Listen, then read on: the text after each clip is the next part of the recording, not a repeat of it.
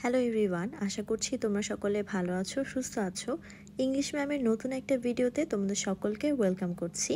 আর আজকে আমাদের পড়াশোনার টপিক হচ্ছে হিলস লাইক হোয়াইট এলিফ্যান্ট। এটা বেসিক্যালি একটা শর্ট স্টোরি, আর এই শর্ট স্টোরিটা লিখেছেন আর্নেস্ট হেমিংওয়ে। উনি বেসিক্যালি একজন আমেরিকান নোভেলিস্ট। এই শর্ট স্টোরিটার সেটিং হচ্ছে স্পেনে।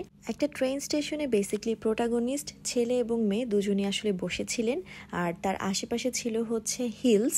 এক সাইডের হিল ছিল গ্রিন কালারের, আরেক সাইডের হিলস ছিল হোয়াইট কালারের, আর দুপাশের পাহাড়ের মাঝখান দিয়ে মেইনলি ট্রেন স্টেশনটা ছিল এবং তার পাশ দিয়ে ট্রেনটা চলে যাচ্ছিল। এটা প্রথমেই বলে নিলাম কারণ এই সেটিংটার একটা ডিপার মিনিং আছে যেটা আমরা লাস্টে আলোচনা করব। এই শর্ট স্টোরিতে মেইনলি দুইজন ইম্পর্টেন্ট ক্যারেক্টার রয়েছে।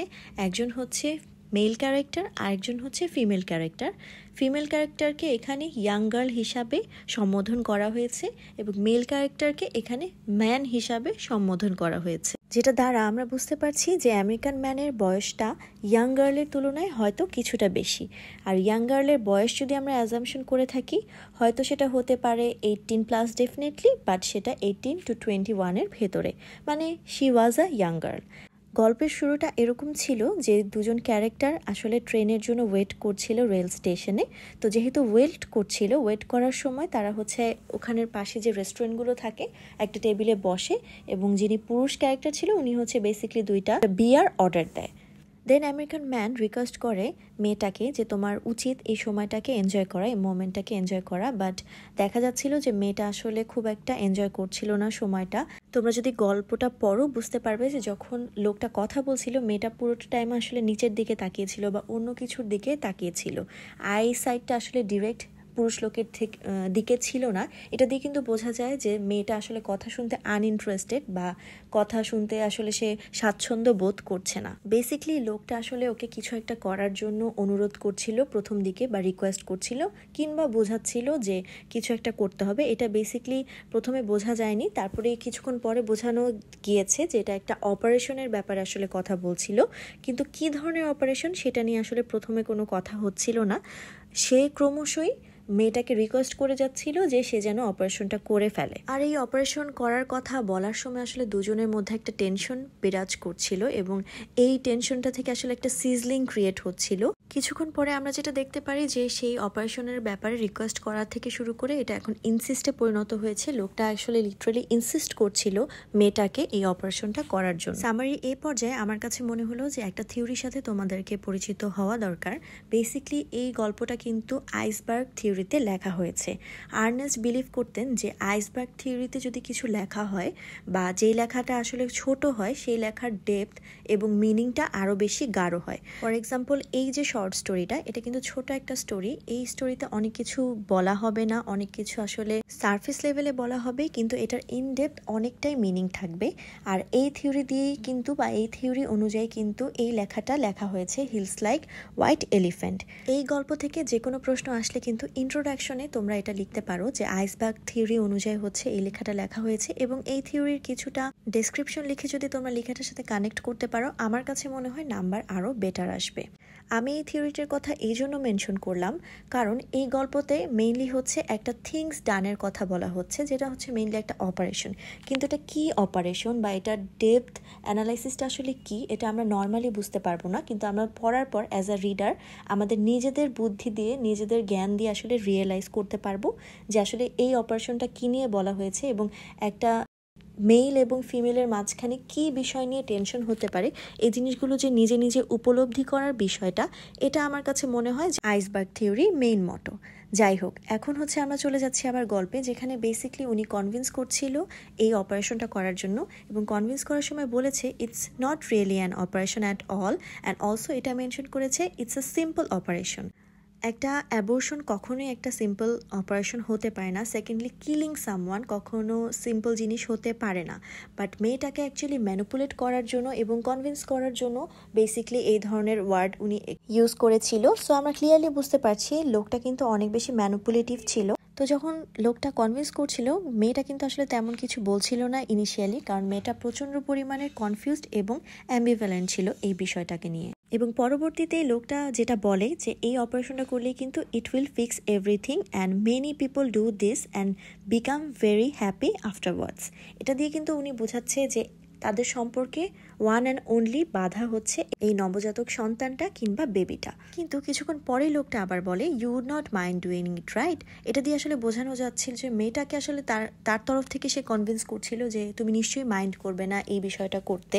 মেয়েটার যে একটা ওপিনিয়ন সেটা আসলে শোনারই প্রয়োজন বোধ করছিল না। পর্যায়ে কিছু ডিরেক্ট কোটেশন আমি স্ক্রিনে দিয়ে দিচ্ছি, তাহলে তোমরা বুঝতে পারবে যে কেমনভাবে আসলে মেয়েটাকে ম্যানিপুলেট করা হচ্ছিল। প্রথমে আছে I think it's the best thing to do but I don't want you to do it if you don't really want to. So এই লাইনের মধ্যে কিন্তু কি পরিমাণ ম্যানিপুলেটিভ এটা আসলে বোঝা যাচ্ছে যে এটা তোমার জন্য ভালো, কিন্তু তুমি যদি করতে না চাও তাহলে কিন্তু এটা করার দরকার নেই। নেক্সট যে কোটেশনটা আছে এটা কিন্তু মেয়েটা বলেছিল, এখানে বলেছিল যে and if I do it you will be happy and things will be like they were and you will love me. So এখানে কিন্তু বেসিকলি লাস্টে একটা কোশ্চেন করা হয়েছে যে you will love me right, এরকম একটা কোশ্চেন করা হয়েছে। মানে তাদের যে সম্পর্কটা ছিল, তাদের যে ভালোবাসাটা ছিল, এটাতে কিন্তু ডাউট ক্লিয়ারলি দেখা যাচ্ছে। যদিও এখানে রিপ্লাই আসে I love you now you know I love you, but আসলে কিন্তু বোঝা যাচ্ছে যে তাদের রিলেশনশিপের যে ভিত্তিটা কতটা স্ট্রং। এখানে অ্যাগেইন আসলে ম্যানিপুলেট করা শুরু করে এবং তাদের ফিউচার রিলেশনশিপটা আসলে কতটুকু স্ট্রং এটাকে কিন্তু ইজিলি ফোরশ্যাডো করছে এই লাইনগুলো। আর এই রিলেশনশিপটার যে আসলে কোনো নাম নেই, তারা যে আসলে হাজব্যান্ড ওয়াইফ কিংবা গার্লফ্রেন্ড বয়ফ্রেন্ড কিংবা ফিয়ন্সে কিনা, এটা কিন্তু ক্লিয়ারলি কোথাও লেখা নেই। সো এটা কিন্তু বোঝা যাচ্ছে যে আসলে অ্যাডাল্ট্রির একটা লাস্ট লেভেল। 1920s দিকে কিন্তু আসলে অ্যাডাল্ট্রি অনেক বেশি বেড়ে গিয়েছিল এবং কেউ কিন্তু ম্যারেজের মতো পবিত্র রিলেশনশিপটার উপরে আস্থা রাখতে পারতো না এবং সবাই মোটামুটি আসলে ওপেন রিলেশনশিপে বিশ্বাস করতো, কারণ আমেরিকান ড্রিমটা আসলে ওই সময় সবাই পারসিউ করতে চাচ্ছিল। আর যেখানে আসলে বেসিকলি কোনো দায়িত্ব নেওয়া বা কোনো রিলেশনশিপে আসলে কমিটেড থাকা এই ড্রিমের মধ্যে পড়ে না। সো ডেফিনেটলি তারা যে রিলেশনশিপটাতে ছিল এটা কিন্তু একটা কোনো ফিক্সড রিলেশনশিপ না। আর তাদের সেটিংটার কথা যে আমরা প্রথমে বলেছিলাম যে সেটিংটা দ্বারা বোঝা যাচ্ছে যে যেহেতু তারা লাগেজ নিয়ে মুভমেন্ট করছে, তাদের কিন্তু ফিক্সড কোনো ঘর নেই। তারা আসলে বিভিন্ন হোটেলে যাচ্ছিল এবং তাদের যে টাইমগুলো সেগুলো আসলে তারা স্পেন্ড করছিল। এটা দিয়ে আসলে ক্লিয়ারলি বোঝা যাচ্ছে যে তাদের কোনো ফিক্সড রিলেশনশিপ নেই। এবং এই পর্যায়ে আমরা আরেকটা ডায়লগ দেখতে পারবো মেয়েটার তরফ থেকে যে doesn't it mean anything to you we could get along. এটা দিয়ে কিন্তু বোঝা যাচ্ছে যে তাদের কোনো ফিক্সড রিলেশনশিপ নেই এবং মেয়েটা চাচ্ছে বেবিটাকে রাখতে সো দ্যাট তারা ফিউচারে আসলে আগাতে পারে, এই বেবির থ্রুতে তাদের সম্পর্কটা স্ট্রং হয় বা ফিক্সড হয়। কিন্তু আসলে এখানে কিন্তু ছেলেটা তেমন কোনো রিপ্লাই দেয় না, অ্যাগেইন ম্যানিপুলেট করার চেষ্টা করে এবং অপারেশনটাকে করানোর জন্য ট্রাই করতে থাকে। এবং তার পাশাপাশি এটাও বোঝা যাচ্ছে যে যে পুরুষ লোকটা আছে সে কিন্তু আসলে রেসপন্সিবিলিটি থেকে স্কেপ করতে চেষ্টা করছে এবং সে কোনো কমিটমেন্ট আসলে দিতে রাজি না। এই কারণেই সেই এই থিংসটা ডান হওয়ার জন্য অনেক বেশি প্রেশারাইজ করছিল। আর উই কুড গেট অ্যালং এই ডায়লগটার পরে আসলে রিপ্লাইটা এরকম আসে যে of course it does but I don't want anybody but you, I don't want anyone else and I know it's perfectly simple. তো এই কোশ্চেনের রিপ্লাই যেহেতু এরকম আসছে যে আমাদের মধ্যে আসলে আমি আর কাউকে চাই না, এটাও কিন্তু রিপ্রেজেন্ট করে যে তারা আসলে ওরকম স্ট্রং রিলেশনশিপ চাচ্ছে না এবং আপাতত তারা যে একটা ফ্রি রিলেশনশিপে আছে যেটাতে কোনো বাধা নেই, কোনো দায়িত্ব নেই, সেই রিলেশনশিপটাতেই আসলে মেইনলি ছেলেটা থাকতে চাচ্ছিল। আর এই পর্যায়ে আসলে বারবার এই অপারেশনটাকে ছেলেটা সিম্পল বলছিল। তো ওই পর্যায়ে আসলে মেয়েটা যেটা বলে যে it's all right for you to say that but I do know it. So মেয়েটা আসলে আস্তে আস্তে রিয়েলাইজ করা শুরু করে যে কী পরিমাণ ম্যানিপুলেটেড সে হচ্ছিল। অ্যান্ড এখানে কিন্তু গ্র্যাজুয়ালি মেয়েটার একটা ট্রান্সফরমেশনও আমরা দেখতে পারি যে ইনিশিয়ালি মেয়েটা কিন্তু কোনো কথাই বলছিল না, জাস্ট চুপ করেছিল এবং অনেক বেশি অ্যাম্বিভ্যালেন্ট ছিল এবং একটা পর্যায়ে ছেলেটার এই ম্যানিপুলেশন বা কনভিন্সের বিষয়টাকে কিন্তু মেয়েটা ভালো মতো নিচ্ছিল না এবং আস্তে আস্তে সে মুখ খোলা শুরু করে এবং কথা বলা শুরু করে। সো এখানে কিন্তু লেডি ক্যারেক্টারের একটা হিউজ ট্রান্সফরমেশনও আমরা দেখতে পাবো। আর আমরা এই পর্যায়ে গল্পের একদম শেষ পর্যায়ে চলে আসছি যেখানে যে লাস্টে মেয়েটা বলে আসলে লুজ করে টেম্পারটা এবং বলে যে would you please please please please please stop. And এটা দিয়ে কিন্তু আমরা ইনস্ট্যান্টলি বুঝে যাই যে মেয়েটা কী পরিমাণ বিরক্ত হচ্ছিল এবং সে যে এই ডিসিশনটাতে এক ফোঁটাও রাজি না। আর চুপ করতে বলার পরে হচ্ছে তাদের মাঝখানে একটা সাইলেন্স থাকে অ্যান্ড লাস্টলি হচ্ছে মেয়েটা বসেই ছিল টেবিলে এবং স্মাইল করে বলে I feel fine, there is nothing wrong with me, I feel fine. এই কথারও কিন্তু একটা ডিপ মিনিং আছে যেটা দিয়ে আসলে বোঝা যায় যে মেয়েটা যদি ফাইন ফিল না করে আসলে সে প্রিটেন্ড করছিল বা আসলে ছেলেটার কথার সাথে এগ্রি করছিল যাতে প্রবলেমটা সলভ হয়ে যায়। আর এভাবে করেই হচ্ছে মেইনলি ছোট গল্পটা শেষ হয়ে যায়। তো আই ফিল ফাইন এই কথাটা আসলে অর্থটা কি, এই বিষয়টা কিন্তু লেখক ওপেন এন্ডেড রেখেছে রিডারদের জন্য। মানে যে কোনো কিছু আসলে এটার মিনিং হতে পারে আসলেই মেয়েটা চলে গিয়েছিল ছেলেটার সাথে ট্রেনে করে, অথবা এমন হতে পারে যে আসলে তারা দুই পথে দুজন চলে গেছে, তাদের রাস্তা সেদিন থেকে আলাদা হয়ে গিয়েছিল। তো বিষয়টা এখন ডিপেন্ড করে রিডারদের উপর যে তারা আসলে কিভাবে এই গল্পটাকে ইন্টারপ্রেট করতে চায়। যাই হোক, এখন হচ্ছে আমরা আমেরিকান ম্যানের ক্যারেক্টার অ্যানালাইসিস নিয়ে কথা বলবো। একটা রিলেশনশিপে কিন্তু সবসময় একটা পাওয়ার ডাইনামিক্স কাজ করে, একজন সুপেরিয়র থাকে আর একজন হচ্ছে একটু ইনফেরিয়র থাকে। অ্যান্ড সেই 20s এরার মতো অ্যাজ ইউজুয়াল এই রিলেশনশিপেও কিন্তু সুপেরিয়র ছিল ম্যান, যে আসলে বিভিন্ন স্টাইলে মেয়েটাকে আসলে ম্যানিপুলেট করছিল কিংবা বাউন্ড করছিল কিছু করার জন্য। অবশ্যই লোকটা কিন্তু অনেক পরিমাণে ডমিনেটিংও ছিল, কারণ সে তার ডিসিশনটা কিন্তু মেয়েটার উপর চাপিয়ে দিচ্ছিল। অ্যান্ড ডেফিনেটলি তারা ইমোশনালি কিন্তু ডিটাচড ছিল, এবং এই লোকটা প্রচণ্ড লেভেলের ইনসেনসিটিভ ছিল। এই কথা আসলে তোমরা কোশ্চেন অ্যান্সারে মেনশন করতে পারো, কারণ একজন মানুষ যদি ইনসেনসিটিভ না হয় সে কিন্তু কখনোই অ্যাবর্শনের মতো একটা সিরিয়াস ম্যাটারকে বারবার বলতে পারে না যে এটা একটা simple operation. And he was definitely a free man, যে আসলে কোনো বাউন্ড রিলেশনশিপে থাকতে চাচ্ছিল না। অ্যান্ড মেয়েটা যতই আসলে এই বাচ্চাটার মাধ্যমে তাকে বাউন্ড করার চেষ্টা করছিল রিলেশনশিপে, বা তাদের রিলেশনশিপের একটা নাম দেওয়ার চেষ্টা করছিল, সে কিন্তু কোনোভাবেই সেটাতে আসলে এগ্রি করছিল না। এবং এই বেবিটাই আসলে তাদের লাইফের একমাত্র বাধা, যে আসলে তাদের ফ্রি একটা লাইফকে লিড করার জন্য বাধা হয়ে দাঁড়িয়ে আছে আর কি। সো যদি পরীক্ষার হলে আমেরিকান ম্যানের ক্যারেক্টার অ্যানালাইসিস টাইপের কিছু একটা আসে, তো তোমরা এই ওয়ার্ডগুলো বা এই লাইনগুলো হচ্ছে ইউজ করতে পারো, ডেফিনেটলি একটা ভালো মার্কস আসবে। আর এ পর্যায়ে আমরা কথা বলবো ইয়াং গার্লের ক্যারেক্টার অ্যানালাইসিস নিয়ে। তো first of all, she was very much emotional. Usually মেয়েরা কিন্তু ইমোশনাল হয়, সো সেই জায়গা থেকে কিন্তু অবশ্যই সে অনেকটা ইমোশনাল ছিল। তারপরে আমরা বলতে পারি সে অনেক ইনসিকিউর ছিল। ইনসিকিউর থাকার কারণ হচ্ছে তাদের আসলে ওই কন্টেম্পোরারি টাইমে মেয়েরা বলতেই কিন্তু অনেক বেশি ইনসিকিউর ছিল। তারা সদ্য মাত্র ভোটের অধিকার তখন পেয়েছিল, তারা কিন্তু তখনও ফুললি ফ্রি ছিল না। হয়তো দেখতে মনে হচ্ছিল যে মেয়েরা এখন অনেক ফ্রি হয়ে গেছে, তারা এডুকেশন নিচ্ছে কিংবা ভোট দিতে পারছে, কিন্তু ইন রিয়েলিটি ছেলেদের আন্ডারেই তারা ছিল, কারণ সোসাইটিটা কিন্তু অনেকটাই প্যাট্রিয়ার্কাল ছিল। তো এই কারণে কিন্তু তারা আসলে তাদের লাইফ নিয়ে অনেক বেশি ইনসিকিউর ছিল। আর এই জায়গা থেকে আসলে মেয়েটা কিন্তু অ্যাবর্শন করতে চায়নি, কারণ সে চাচ্ছিল at the end of the day তার আসলে একটা লাইফ হোক কিংবা তার একটা সেটেলমেন্ট হোক। তারপরে হচ্ছে সে অনেক বেশি ডিপেন্ডেন্টও ছিল, কারণ মেয়েরা ওই যুগে ডেফিনেটলি ছেলেদের উপরই অনেক বেশি ডিপেন্ডেন্ট থাকতো। কেননা তখন কিন্তু মেয়েদের জন্য অত বেশি জব অ্যাভেলেবেল ছিল না, এবং মেয়েরা কিন্তু অত বেশি জব করতোও না। তো দেখা যেত যে দিন শেষে একটা ভালো হাজব্যান্ড তাদের একটা ভালো মানে প্রোফাইল ক্রিয়েট করতো, এটা হচ্ছে একটা বড় বিষয় ছিল। অবশ্যই মেয়েটা অনেক বেশি অ্যাম্বিভ্যালেন্ট অ্যান্ড প্যাসিভ ছিল। সে প্রচণ্ড পরিমাণে দোটানা কিংবা ডিলেমার মধ্যে ছিল যে আসলে সে কোন ধরনের ডিসিশনটা নিবে। সে কি আসলে যে লাইফটা এখন লিড করছে সেটা চালিয়ে যাবে, নাকি তার ডিসিশনটাকে আসলে অপোজ করে বাচ্চাটাকে রাখবে, নতুন একটা জীবন স্টার্ট করবে। এই ব্যাপারটা কিন্তু অনেক বেশি অ্যাম্বিভ্যালেন্ট ছিল, এবং এটা হওয়াটাই খুবই স্বাভাবিক। আচ্ছা, সে অনেক বেশি প্যাসিভও ছিল। এখন আপনারা বলতে পারেন যে কেন নিজের ডিসিশন নেয়নি, কারণ ওই সময় মেয়েদের ক্ষেত্রে কিন্তু এরকম হুট করে একটা ডিসিশন নেওয়া, সিঙ্গেল মাদার হওয়া এতটা ইজি ছিল না, যেটা হয়তো এখন এই যুগে এসে অনেকটাই পসিবল হয়েছে, আবার অনেকটা পসিবল না। কারণ স্টিল নাও যে কোনো মেয়ে যদি সিঙ্গেল মাদার হয় তার আসলে রেসপেক্টটা কিন্তু অত বেশি সোসাইটি দিতে চায় না। অ্যান্ড আরেকটা কথা অবশ্যই মেনশন করতে হবে যে she must was an opportunist, কারণ সে যদি অপরচুনিস্ট না হতো তাহলে কিন্তু আসলে এই রিলেশনটা আগাতোই না। কারণ এটা বোঝাই যাচ্ছে যে তাদের রিলেশনটা কিন্তু বেশ কয়েকদিনের, তারা বিভিন্ন জায়গায় ট্রাভেল করেছে এবং একটা ডিপ রিলেশন তাদের মধ্যে তৈরি হয়েছে। সো এই তর্কটা কিন্তু চলেই আসে যে ছেলেটা অনেক খারাপ, আমেরিকান ম্যান অনেক খারাপ, irresponsible and all that. But হ্যাঁ, ডেফিনেটলি মেয়েটাও হচ্ছে এই রিলেশনশিপে অবশ্যই সায় দিয়েছে, বাট একটা জায়গায় এসে একটা পয়েন্টে আসলে তার একটা ট্রান্সফরমেশন হয়। সে একটা সময় চিন্তা করে যে না, এই লাইফটা আমি লিড করব না, হয়তো আমি নতুন কিছু শুরু করতে পারি। এখন এই বিষয়ে অবশ্যই কনফিউশন আছে, বিকজ এই গল্পটা একটা ওপেন এন্ডেড গল্প, যেখানে আসলে রিডার বুঝে নিবে যে আসলে কি হয়েছিল। আর আমরা অনেক থিমস দেখতে পাই, অনেক সিম্বল দেখতে পাই, সেটা দ্বারা আসলে আমাদেরকে অ্যাজ আ রিডার বুঝে নিতে হবে যে কি হয়েছিল। মেয়েটা আসলে ছেলেটার সাথে চলে গিয়েছিল নাকি সে তার মতো ডিসিশন নিয়েছিল, এটা আপ টু দ্য রিডার। এক্সামে যদি আসে তোমার পার্সপেক্টিভ থেকে যেটা মনে হয়, তুমি যেভাবে প্রুভ করতে পারো সেভাবেই আসলে প্রুভ করতে পারো, কারণ লিটারেচার অলওয়েজ ওপেন এন্ডেড, সবসময় নিজের কনোটেশন বা নিজের একটা এক্সপ্লেনেশন দেওয়ার সুযোগ থাকে। এই পর্যায়ে আমরা হচ্ছে এই গল্পটার থিম নিয়ে আলোচনা করব। এই গল্পটার প্রথম থিম হচ্ছে loss of love definitely, and relationship, power dynamics, burden of responsibility.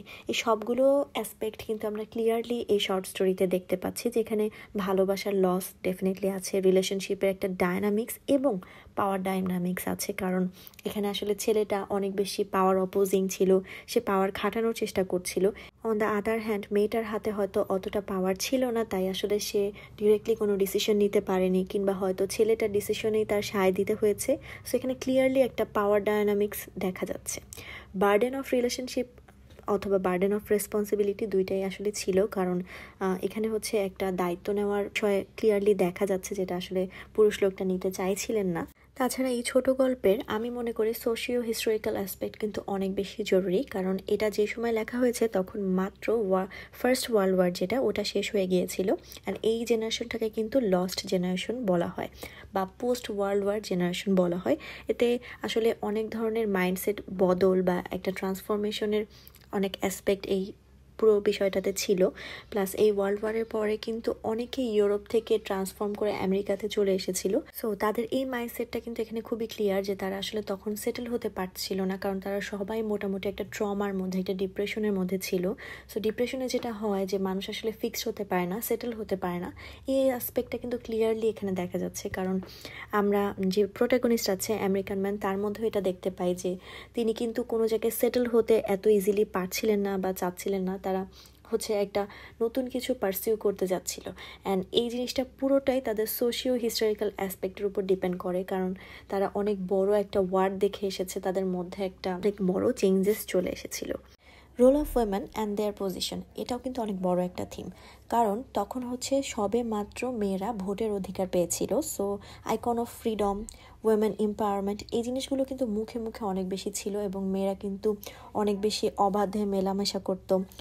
In fact অ্যাডাল্ট্রিও কিন্তু ওই টাইমে অনেক বেশি ওপেন হয়ে গিয়েছিল এবং অনেক বেশি বেড়ে গিয়েছিল, এটা আই মাস্ট সে। তো এই কারণে দেখা গিয়েছে যে সিম্বল অফ ফ্রিডম কিন্তু মহিলাদেরকে বলা হচ্ছিল, but in reality patriarchal mindset কিন্তু সেই সময় তেমন একটা চেঞ্জ হয়নি। সো যেটা দেখা যেত যে মেয়েরা অনেক কিছুই করতো, যেটাতে মনে হতো যে মেয়েরা অনেক ফ্রিডম পাচ্ছে কিংবা অনেক ফাস্ট হয়ে গিয়েছে, but in reality they were literally controlled by the men. And we must always remember that the position of women never changes and it will never change and it is all fake. ঠিক আছে, এটা কিন্তু খুব ভালো মতো মনে রাখতে হবে, কারণ এখনকার যুগে এসেও কিন্তু আমাদের উইমেনদের পজিশন তেমন একটা চেঞ্জ হয়নি এবং আসলে কখনো হবেও না, কারণ নো ম্যাটার হোয়াট, ছেলে হোক মেয়ে হোক দুজনই জব করছে, দিন শেষে বাসায় ফেরত এসে কিন্তু রান্নাটা একটা মেয়েরই করতে হয়। হয়তো প্রিটেন্ড করার জন্য ছেলেটা একটু হেল্প করে, বাট দিন শেষে সব কাজ কিন্তু মেয়েদেরই করতে হয়, মেয়েদেরই সব বার্ডেন নিতে হয়। সো এটা আসলে ফেক একটা এনভায়রনমেন্ট, যেখানে আমরা দেখাই যে মেয়েরা অনেক বেশি ইন্ডিপেন্ডেন্ট, অনেক কিছু করছে, বাট দিন শেষে আমরা সব মেয়েরা আসলে controlled by the patriarchal society. এটা কিন্তু মাথায় রাখতেই হবে। আচ্ছা, এখন আমরা কথা বলবো সিম্বলস নিয়ে। আমাদের এই ছোট গল্পের নামটাই কিন্তু hills like white elephant. White এলিফ্যান্টের কিন্তু একটা সিম্বলিক্যাল মিনিং আছে। থাইল্যান্ডে কিন্তু হোয়াইট এলিফ্যান্ট অনেক প্রচলিত, এবং একটা সময় থাইল্যান্ডে মানুষকে শাস্তি দেওয়ার জন্য হোয়াইট এলিফ্যান্ট গিফট করা হতো। ইট সিমস লাইক যে জিনিসটা অনেক বেশি এক্সপেন্সিভ, বাট এটাকে পালতে হলে, এটাকে টেক কেয়ার করতে হলে যারা আসলে মিডল ক্লাস কিংবা লোয়ার ক্লাস, তাদের সারা জীবন চলে যেত। কেননা হোয়াইট এলিফ্যান্ট পালতে আসলে অনেক টাকা খরচ হয়, অনেক এফোর্ট দিতে হয়। সো দিন শেষে যত ওই এক্সপেন্সিভ গিফটটা তাকে দেওয়া হলো, এটা কিন্তু একটা রেসপন্সিবিলিটি, এটা একটা বার্ডেন। যে বেবিটা নিয়ে আসলে এই গল্পটা, যে অ্যাবর্শনটা নিয়ে, এটা কিন্তু একটা হোয়াইট এলিফ্যান্ট তাদের জন্য, কারণ এটা যদি থাকে দিন শেষে এটা তাদের জন্য একটা বার্ডেন, এটা তাদের জন্য একটা প্রেশাস গিফট কিন্তু এক্সপেন্সিভ, যেটা আসলে অনেক বেশি কষ্ট। সো এটাকেই আসলে বোঝানো হয়েছে যে hills like white elephant. Also হিলেরও কিন্তু একটা কনোটেশন আছে, কারণ পাহাড়গুলো যখন উঁচু নিচু হয়, খেয়াল করলে কিন্তু মনে হয় যে একটা প্রেগনেন্ট মেয়ে শুয়ে আছে, কারণ একটা প্রেগনেন্ট মেয়ের কী হয়, পেটটা একটু উঁচু হয়, তারপর তার আদার্স বডি শেপগুলো ছোট বড় এরকম হয়। সো এটা যে ভিজুয়ালাইজ যদি তুমি করো, তাহলে কিন্তু মনে হবে যে একটা প্রেগনেন্ট মেয়ে শুয়ে আছে। So hills like white elephant এভাবে করেও আমরা কানেক্ট করতে পারি। Lastly most important thing, the train tracks. আচ্ছা, এখানে এটা এত বেশি ইম্পর্টেন্ট কারণ আমরা কিন্তু জানি না গল্পের শেষে কি হলো, গল্পের শেষে কি মেয়েটা আসলে ছেলেটার সাথে চলে গেল ডিসিশন নিয়ে, নাকি সে অ্যাপার্ট হয়ে গেল তার নিজের ডিসিশনে। সো ট্রেন কিন্তু সিম্বলাইজ করে যে escaping something, escaping from reality. ট্রেনে করে কিন্তু আমরা এক জায়গা থেকে অন্য জায়গায় খুব দ্রুত চলে যেতে পারি। সো আমরা একটা প্লেস থেকে কিন্তু দ্রুত চলে যাওয়ার জন্য, স্কেপ করার জন্য ট্রেন ইউজ করতে পারি। সো এই ডিসিশনটা থেকেও কিন্তু ভাগার জন্য বা স্কেপ করার জন্য ট্রেন একটা ভালো কনোটেশন হতে পারে। অ্যান্ড ট্রেনের যে লাইনগুলো আছে, রেল ট্র্যাকগুলো, এটা কিন্তু একটা সময় যে অ্যাপার্ট হয়ে যায়। সো দুটো ট্রেনের ডেস্টিনেশন কিন্তু দুদিকে চলে যায়। সো এটাও কিন্তু একটা কনোটেশন হতে পারে যে দিন শেষে মেয়েটা আসলে ছেলেটার ডিসিশনে এগ্রি করেনি, অন্যদিকে চলে গিয়েছে। সো সব কিছুই আসলে হতে পারে। It depends on your connotation, your decision, তোমার পার্সপেক্টিভ। এভাবে করেই লিখবে। অ্যান্ড রেফারেন্সের জন্য তো পুরো গল্পটা আছে, যে কোনো লাইন তুলে রেফারেন্স দিতে পারো। সো আজকের ভিডিওটি এ পর্যন্তই রাখবো। আশা করি সবগুলো অ্যাসপেক্ট কাভার করতে পেরেছি। বাট স্টিল যদি কোনো কোশ্চেন থাকে ডেফিনেটলি কিন্তু তোমরা কমেন্টে দিয়ে দিবে। আমি চেষ্টা করব আমার তরফ থেকে যতটা সম্ভব সলভ করে দেওয়ার জন্য। অ্যান্ড হ্যাঁ, যদি কোনো চাও যে গল্প, কবিতা, কোনো নোভেল আমি একটু এক্সপ্লেইন করি, ডেফিনেটলি একটু কমেন্ট করে জানিও, তাহলে আমার জন্য অনেক অনেক বেশি সুবিধা হয়। আজকের ভিডিওটা এই পর্যন্তই। সবাই ভালো থাকবে, সুস্থ থাকবে। আল্লাহ হাফেজ।